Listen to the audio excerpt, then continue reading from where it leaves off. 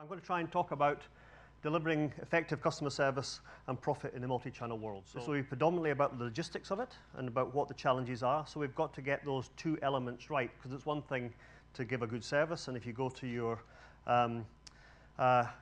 e-commerce sales department, they'll tell you that we have to give the best possible service, we have to do everything, and we have to do it now. But of course, underlying all of that is the need and the requirement to make a profit, because if we can't make a profit, then the sustainability of our business gets challenged. And I think in a time, I've been around the direct sales business or direct logistics business a long time. E-commerce, a decade ago was a relatively small proportion of everybody's business. People were keen to see it grow. If it didn't make a lot of money, if it absorbed a bit of overhead, didn't give a lot of contribution, then it didn't really matter very much. There was a need to be in that space. But of course, now we're talking about the requirement with the growth that it's becoming the strongest part of most people's organizations, certainly in terms of growth in their turnover. And if it isn't profitable, then the impact over time is challenging to all organizations, whether they are big or small. So as Peter said, I have a certain amount of experience in the space. I ran ParcelNet, which is now Hermes. I set up HDNL, which is now Yodel. And we set up Collect Plus. So one lifestyle courier network, one van-based network, and one collection point network. So a certain amount of experience in the supply side of the equation in terms of what it is to meet with the customer in the last mile. And relatively recently, I took a role with Mothercare and changed sides. So I became a retailer and started to look at that side of the equation about how we were going to deliver services and ultimately control costs and improve service with using third-party logistics organizations. And then, as it says at the bottom, now becoming a bit more consultant and a bit of non-exec stuff. So if I look at the agenda, what we're going to do, I'll press it right. There we are. And I suppose this is kind of a pitch in terms of what my consultancy would be, but try and cover these points today. So which operations and logistics strategies are best suited to the multi-channel environment? To make things happen. How we're going to evaluate new operations and logistics innovations that are going to optimize the business and drive efficiency, so using all sorts of fancy words. How we help avoid costly mistakes, understanding the key pitfalls that retailers make when they're moving into the multi-channel space, and understand how we're going to measure success. So I think I can make that a bit simpler in terms of what we're going to try and talk about. So really what we need to think about when we're looking at our new multi-channel, omni-channel organizations are what choices do we have? And what are we going to meet those requirements going forward? How, when we make those choices, do they add value to the proposition, either in terms of service or in terms of reducing our costs and improving our profitability? What should we not be doing?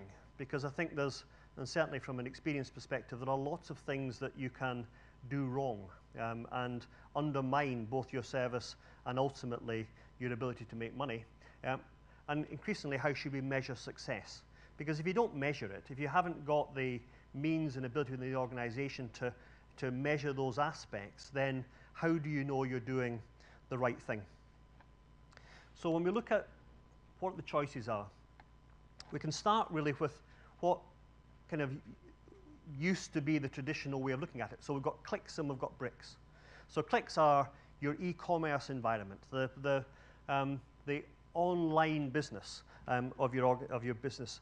Then historically, the kind of normal way to meet a demand that came from a click was to take a parcel from a warehouse and deliver it to somebody's home. And that is used to be, when I first started, way in the days of mail order, used to take, please allow 28 days for delivery, but all of it went to your home, and not necessarily very effectively. But now we've got that normal route, if we're going to call it that, enhanced to all sorts of options about time-specific deliveries, all sorts of functionalities around what's going to happen on your doorstep, time bands and all sorts of other elements within that normal route, which have the ability to improve service, but also have has the challenge of increasing costs. And increasingly, we are getting the route that is relatively new. I mean, Collect Plus was probably the first of its type in the UK, and that's only 6 or 7 years ago. But by far and away, over the last 5 years, this is where the growth in delivery is coming. Not only to independent locations like Collect Plus stores or locker boxes, but also increasingly into collect in store in terms of retailers' own their own stores and environment, as we heard this morning at an earlier presentation from Asda. So this is where probably all of the growth in e-commerce, in terms of non-grocery e-commerce, has come in the last 5 years. So the number of parcels being delivered to home has probably diminished, at least a bit, yeah. But the growth in this area in particular has been exceptional, and is not going to stop. It is becoming the norm within the environment. And of course, we've got the bricks environment. What happens when someone goes into a store? Again, go back, 15 years. You go into a store, you bought stuff, and that was the traditional way of doing things. But increasingly now, you can collect your product in the store by going online and saying, I want one of these, and I'll just come down to the store and pick it up. You don't necessarily have to use it's not coming from a fulfillment center, it's coming from the stock that's already in the store. So that's changing the way in which people are using their mobile telephones and their iPads and their computers to actually allow them access to what you have in the physical location. And there's another element which is not as strong in the UK. It's certainly become a major element in the growth of e-commerce in America, where we're using store stock and delivering it to home. So in America, where the distances are much greater and the distance from your central warehouse can be literally thousands of miles, the ability to use store stock to fulfill e-commerce orders and deliver to home. So if you happen to be buying a pair of shoes from Foot Locker and you're in Anchorage, Alaska, then shipping it from their main warehouse in Columbus, Ohio is quite expensive. But if they've got your size and your style that you want in the store in Anchorage, then they pick it from the store and they send it to your home. Now, it's a very good and effective way of using your stock in a more effective manner to provide the quality of service required. And what those are doing is that we're now changing in our choice from multi to omni is the key change about the way we're going to control our costs. So when you're meeting all those elements, what we're seeing now is a supply chain convergence. Historically, particularly if you were a major high street retailer and you built an e-commerce business, and there's some of people in the audience will have done this, you built different sheds. So you had a shed down there that did retail, and the retail stock was fed into your stores, and then when you decided you wanted to do e-commerce, you went to a third-party logistics operation, or you built yourself a new shed. And that shed was specifically there to fulfill the needs and requirements of the e-commerce businesses. But doing that now is a bit less relevant, because we've now got a lot of orders that are being picked from a central warehouse and going to the store that your retail warehouse was feeding into anyway.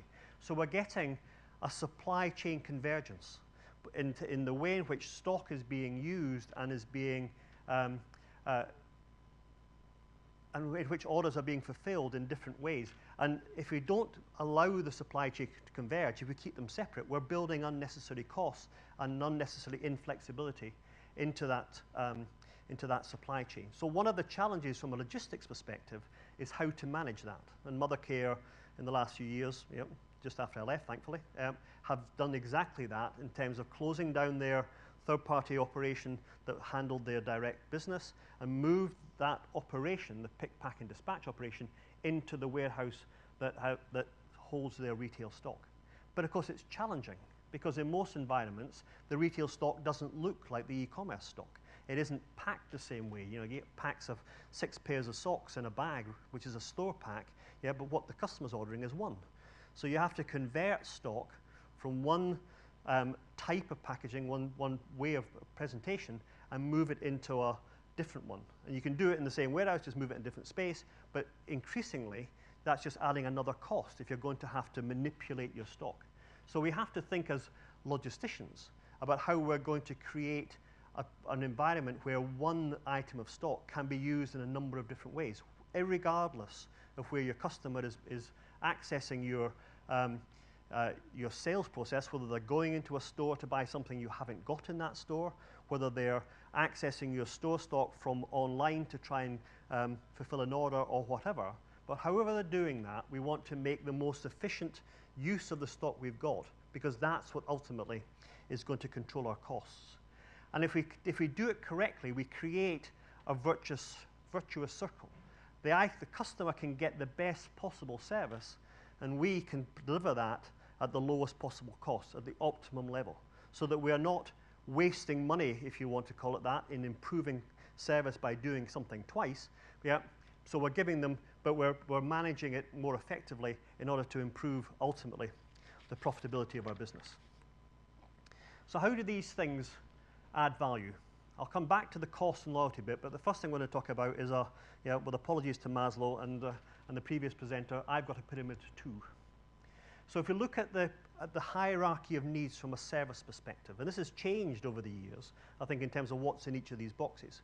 So in exactly the same way as Maslow would have done it, we've got, at the bottom, we've got just what have you got to do. And certainly the basic requirement of service, the standard offer, has changed dramatically over the, and does every 6 months, but over the last few years, in terms of what do you actually have to do to just be good enough to actually compete. So what's in your basic requirements, which is, probably you've got to have visibility of stock, you've got to fulfill an order within a couple of days, you've got to do all those sorts of things, which we didn't used to have to do quite as dramatically.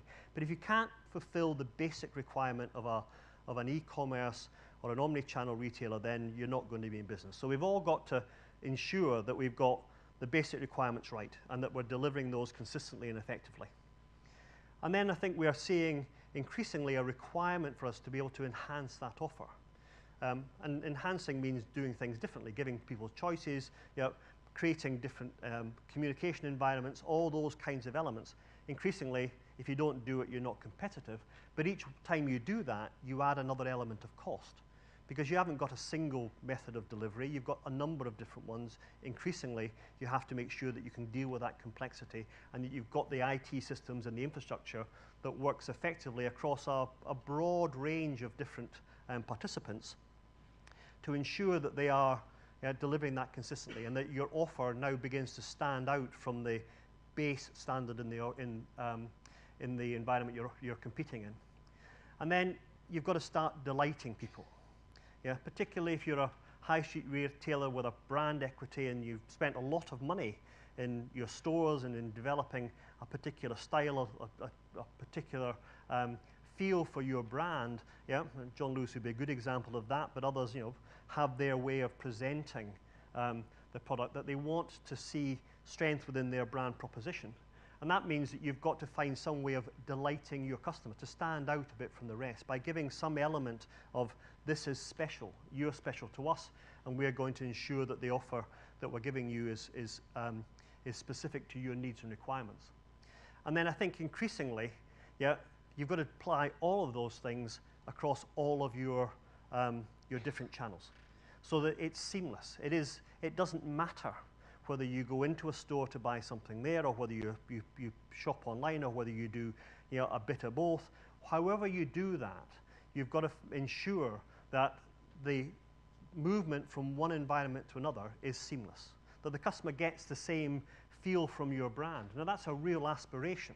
And that can be hugely challenging. I mean, Marks and Spencer's history over the last few years at Christmases have made perhaps less, and I apologize if I'm causing any offense, but if you don't get your e-commerce bit right, if something goes wrong in the warehouse, if something goes wrong in those environments, then people say, well, I'm disappointed in that brand.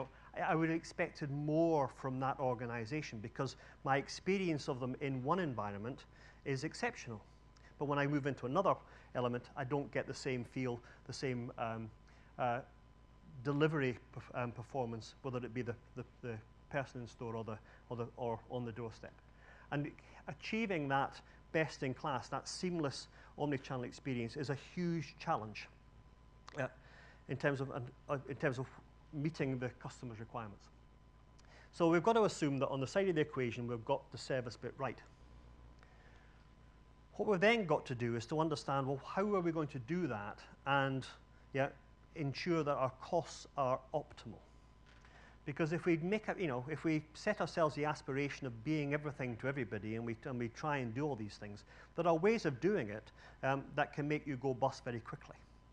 And in the main, it's about having too much of everything or not doing it right. So the first thing and the most important thing in cost is only do it once. Because if you're taking an order and you're wanting to try and meet it, then you've got to make sure you get it right first time. Because if you don't, then you've got another order to send out, or you've got to replace the order, or you've got to do something different, which is undoubtedly inefficient and ineffective, and that means it costs you money. So however you're promising, and wherever in that hierarchy of service provision that you are, the important thing right at the beginning is getting it right first time, so that you're not involving thousands of calls to call centers, you're not having to replace and repick and do all the rest of it. So that's critical. The second element that's critical is ensuring that your order is collative, so that you've got, customers want to order all sorts of different things. They might want a pair of pajamas and a pair of shoes and a laptop or a toy or whatever. So as they're buying those things, if you're having to create multiple dispatches from different places, because you haven't got your control of stock and it's not in the right place and the right time to get it right, then you're going to send out multiple parcels. And of course, multiple parcels means multiple picks and means multiple delivery costs, and it means a whole range of different costs being built into it. So one of the things about understanding when you're offering a broad range of product is, are you going to be able to fulfill all those orders from the same place at the same time?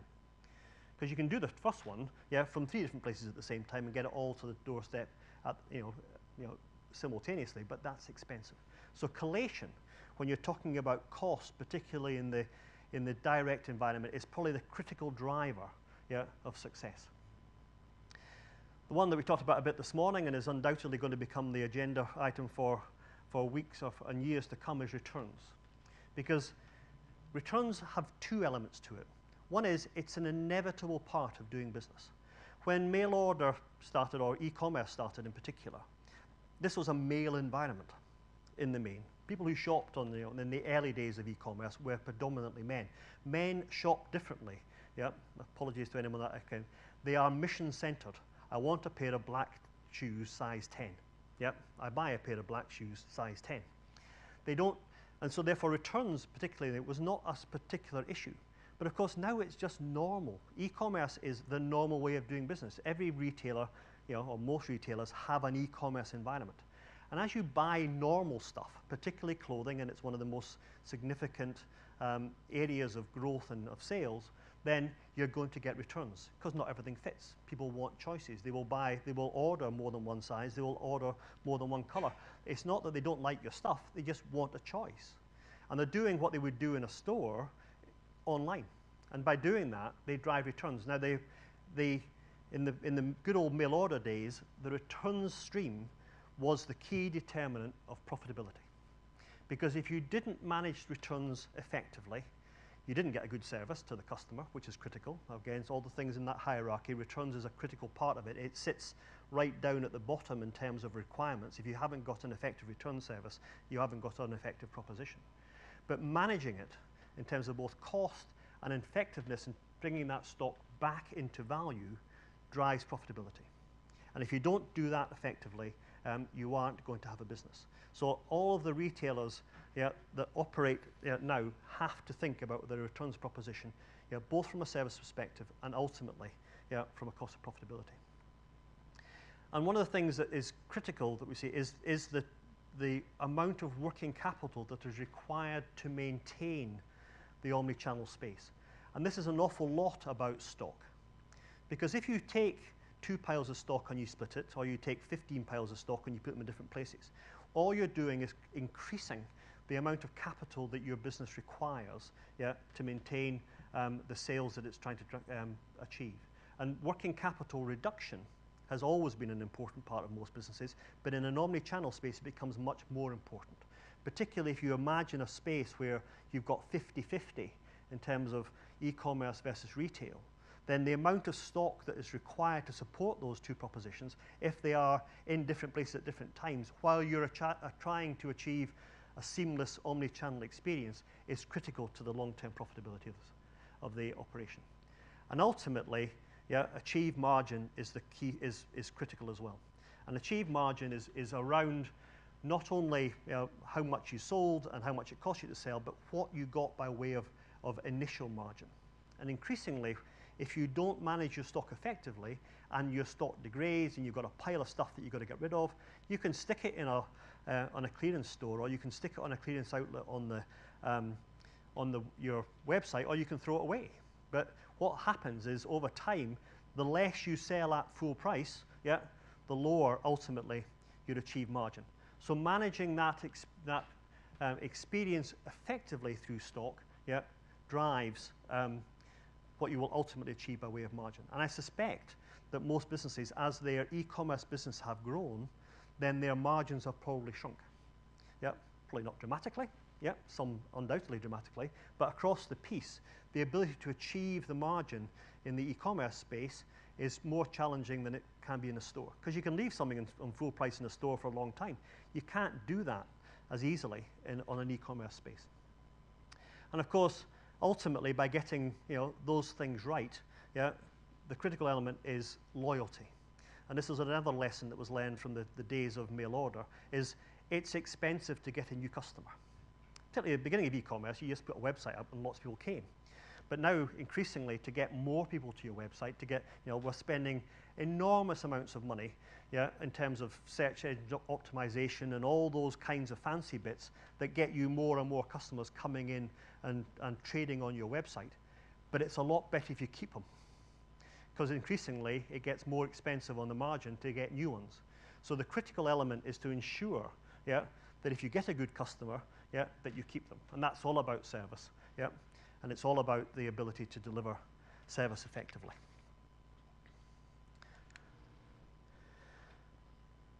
So what should we not be doing? And this is a plea from the heart, I suspect, from a logistics specialist. The important thing is, don't overpromise. You need to understand from your organization what the capabilities are, particularly if you're using third-party environments, or even your own internal environment. What can your partners or your operational capabilities actually deliver, and deliver effectively? Because if you try and match an organization's promise, and you haven't got the ability to deliver it, you're just going to disappoint. And disappointing customers is something that you should never do, and trying to do it can cost you a lot of money. It's important, I suspect, for the next two, that you don't get overly optimistic, because it's important that if you say, well, I'm going to have this great idea, and I'm going to sell loads and loads of these things, and you buy too much stock, you immediately drive in a lot of the negative impacts. You are going to increase the requirement to discount in particular if you overestimate demand and you buy too much stock. And it's one of the challenges is that if you become perpetually on sale, if all the time on your site you've got 50% off offers, or you've got 2-for-1s or whatever else, trying to get rid of all that stock that someone thought they could buy last season and you haven't achieved it, then it devalues your website, and all of that investment and all that productivity or the brand equity that you've got within your environments gets undermined by the fact that you just seem perpetually to be trying to flog it off cheap. And I think you must never, and I think this is probably from the previous thing, you should never underestimate the power of social media, because when you get it wrong now, everybody knows. People you've never met know. People who've never bought from your shop know that you're crap. Yep. And it's one of the things that's probably changed more than almost anything else, I think, in the last few years, is this ability for people to criticize and underestimate. I mean, if in the good old days you got your delivery wrong, then people, the people who you deliver to might have been disappointed. Now 100 people can be disappointed, particularly if you do it spectacularly wrong. Yeah, as some of the carriers have discovered to their cost over the last few years. It's not that everything they do is poor, but the things they do that are poor are broadcast to the world. So we must never underestimate the ability of that of the customer to complain effectively. And I think omni-channel is not part of the business now. It's just what we do. It's now become logistics is the new retail. All these things that we can talk about, increasingly, this is just what we do as a retail business. So we'll need to change the way we think about delivering service in the future, because this is what we're trying to do. So, measurement of acronyms. These are the 4 that I pick as I think as the 4 critical measures of success. And I'll explain what they are in a second if you don't know what they are. So OTIF, WSMO, FAM, and EBITDA. So OTIF measures transactions completed on time in full. That's getting it right first time. If you don't measure that, if you don't know what your OTIF measure is, then you really haven't got a handle on how effectively your operations are working. WSMO calls are, well, where is my order? That is around a measurement again of how effective is your service, how effectively not only is your service working, but how effectively are you communicating your service to the customer? Because a lot of WSMO orders are for, and probably the majority, are for parcels that are not yet due. So people phoning up, particularly if you're on a 3 to 5 days or whatever else, and you've sold the customers it's 3 to 5 days, but you haven't told them anything else, then they phone up and say, have you sent my order? Is it on its way? Now, it wasn't expected till Thursday, and they're phoning up on Wednesday. So, and that is telling you that you're not communicating effectively, or you're not giving the customer the ability to track their parcels, to make it visible to them that the items are in motion. So if you've got a high where is my order call, even if it's not a problem in terms of the delivery, then you've got something wrong in your organization. The critical one, particularly in the e-commerce environment, is how much margin are you actually getting, and are you measuring it? Or is it becoming a bit absorbed into the great sort of scope of your general business? But understanding how much margin you are building within that environment is critical to know whether you have a long-term viable future. And of course, profit is the critical objective. Because once you've taken all that margin, you've taken all those costs, and you've taken all those things off, have you made a profit at the end? And we were talking about earlier to somebody else around, grocery delivery and all the rest of it. Does it make a profit? Because if it doesn't, then ultimately, either you're going to have to reduce the service, find a better way of managing it, or you're going to go out of business. Thank you very much. Stay right there. That was great, actually, and I must get you in front of some of our, well, many of our members, actually, because we're sort of singing off the same song sheet here, and I think we see some of the new entrants into the market that absolutely get all of this, that are really giving some of the long-serving 3PLs in the market a wake-up call, because a lot of them don't get this. Yeah. And the message that we keep sort of putting out there is that this whole logistics business is not the transactional moving stuff from A to B that it used to be. It's more and more and more about the stock, and it is complex, right? So there's a few things I want to ask you, but from the floor first of all, any questions? Any questions from the floor? I'm going to take the mic down to the back.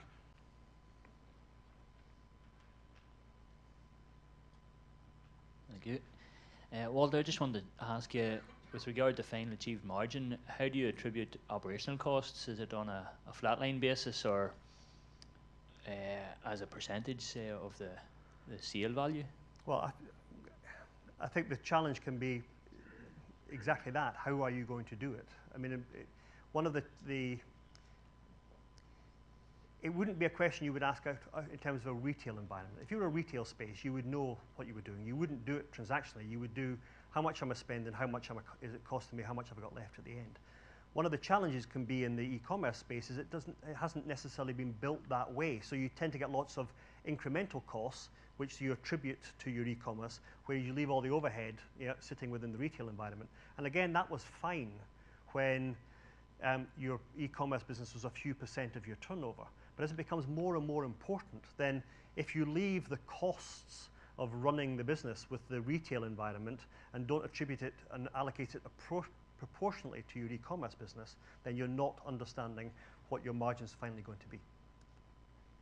And we touched on that this morning. I put the slide up about the linear process that it used to be. Now that it's this ecosystem of multiple channels at multiple paces in different directions and all the complexity, I mean, how do retailers go about building a cost to serve model these days? I think it is proving to be more challenging. I mean, a good example is take mother care returns.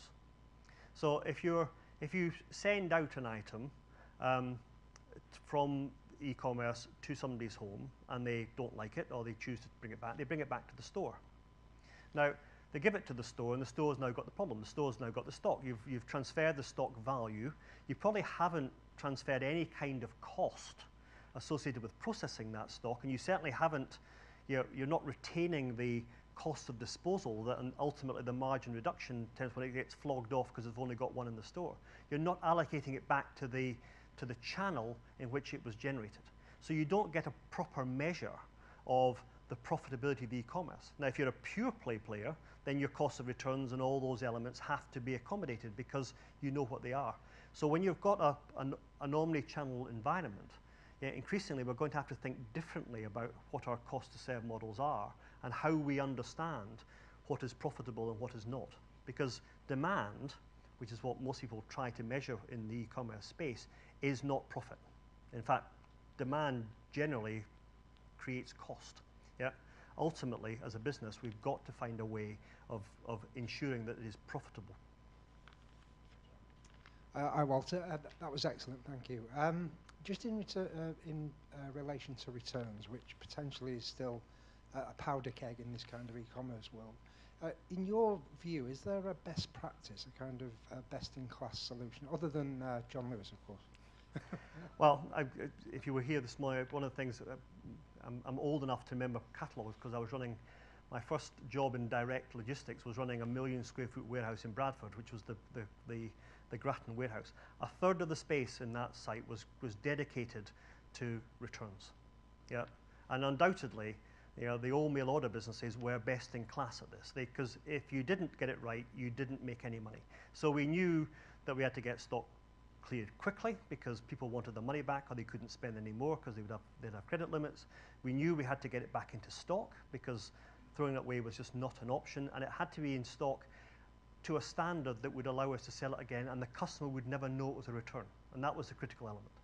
Now, so I suspect best in class are the logistics operations that have come out of the historical mail order businesses because they knew how to do this. People are learning how to do it now, and I think but the challenges are the same. You've got to have the information, you've got to have speed, you've got to have the packaging available, you've got to do all those things, and it means the infrastructure to support it has to be there. Otherwise, you end up taking seconds onto a clearance operation, and as soon as you do that, all your margin just disappeared because you're going to be flogging it at half the price. One of your points not to do was order too much stock, but yep. In this omni-channel world, is it not by implication a need to have more stock than, are we ripping up the old kind of centralized just-in-time models of the 80s, and this is... Well, if we do, then it has the impact. It's just going to kill this. Because if you buy too much stock, ultimately, and it's one of the big challenges for particularly third-party warehousing operations, people buy into, let's launch on a website, let's launch a new e-commerce environment, and we'll put our stock into Joe Blogg's warehouse. What happens at the end of the first season is that you've got all the stuff that you aren't going to sell anymore is still there. Yeah, so suddenly your amount of space utilization starts to increase. And ultimately, because no one wants to throw it away because it has value within your balance sheets. So it stays and it stays and it stays. If you go to, if you are crazy enough to fulfill by Amazon, and there's lots of, another subject altogether, but one of the most penal things that Amazon will do to you in Fulfill by Amazon is punish you if you keep the stock there too long. Yeah, you're only allowed so much space and you're only allowed it for so long because they understand that you've got to do that. Now, it may not matter very much if you're a big retailer because if you've got too much stock in your e-commerce environment, you just send it to the stores and say, get rid of it. Yeah. But increasingly, if you reduce the amount of selling space you've got, as people are doing, on the high street or in the shopping centres, then your ability to manage that becomes diminished. So ultimately, you've got to buy the right amount of stock, and that's a hard thing to do. But if you've got to have availability within next day or an hour or 2 hours of the consumer, then it stands to reason you're going to have multiple stocking locations carrying duplicate, triplicate stock in different locations. Yeah. And if you do that, then understand over time how much of it you're prepared to, how much can you afford to degrade. And one of course the challenges for the high street retailers is that we try and match the price. So very often you're trying to match the price online to the price in store. Now that was never true of mail order business. It was always 30% more expensive. You bought it from Littlewoods or K's or whatever because it had to cover all these costs. If you haven't got that margin, that extra margin to play with, and you leave it there, then, and this is why we've got to get smarter at managing the stock more flexibly. Move it quicker, move it to the right place, anticipate more effectively, and be prepared to run out of stock. Do you see the resurgence of the back room at the back end of the retail store? I mean, again, the 80s and 90s model was about taking all the back rooms out, centralised stock in big DCs in the middle of the country to increase the level of expensive retail footprint. But now, part of your story there was about replenishment from store. Yep. And with the whole growth of click and collect, we're sort of seeing the store more or less becoming a distribution point now, or a mini fulfillment centre. I think there's some place for it. I suspect it goes against all of the directions that I suspect anyone who builds a new shopping centre now is not building stock rooms into it. I mean, that's one of the critical challenges, which means that from a logistics perspective, we have to do real-time fulfillment to stores in a different way than we used to do it. I mean, retail fulfillment traditionally was you kind of planned a replenishment cycle over a week. Now you're responding to daily demands. And of course, a lot of people's EPOS systems and a lot of their store stock management systems are generally dire. I'm going to use a rude word, but knowing how many of the items you've actually got on shelf is quite a challenge. So using that store stock in particular, shelf stock, to fulfill customers' orders is a real challenge because you're making promises, as I said at the beginning, you might not be able to fulfill. But it is the key to driving improved quality of service. Is there a final question for Walter? No? Well, on that note, Walter, thank you very much for sharing your thoughts and great presentation and Q&A session. Thank you.